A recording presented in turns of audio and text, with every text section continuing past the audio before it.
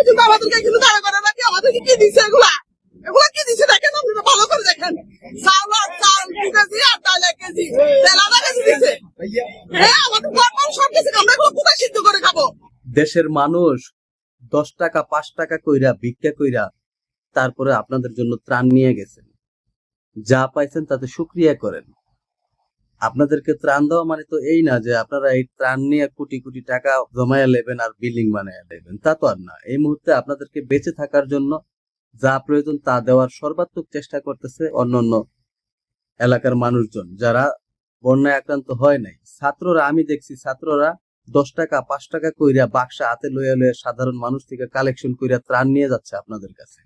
ছোট ছোট সংগঠনগুলা তাদের সংগঠনের কর্মীদের থেকে কালেকশন নিয়ে তারপরে আপনাদেরকে ত্রাণ দিতে যাচ্ছে। এখন আপনাদেরকে 2 কেজি দিব না তাকে 2 টন দিব, আধা কেজি তেল দিব না তাকে আধা মণ এক লগে দিব? আর মানুষ আছে না, সবাইকেই তো দিতে হবে, তাই না? তো এটা নিয়ে অসুক্রিয়া করার কিছু নেই। যা পাইছেন তাতে শুকরিয়া করেন। যে আপনি বলতে পারেন যে এতে আমাদের কিছুই হবে না, যা পাইছি আলহামদুলিল্লাহ, আমাদের সামনে যাতে আরো সহযোগিতা করে মানুষ, আপনাদের কিচ্ছু নাই, সর্বস্ব হারা হয়ে গেছে, সেটা বলতে পারেন।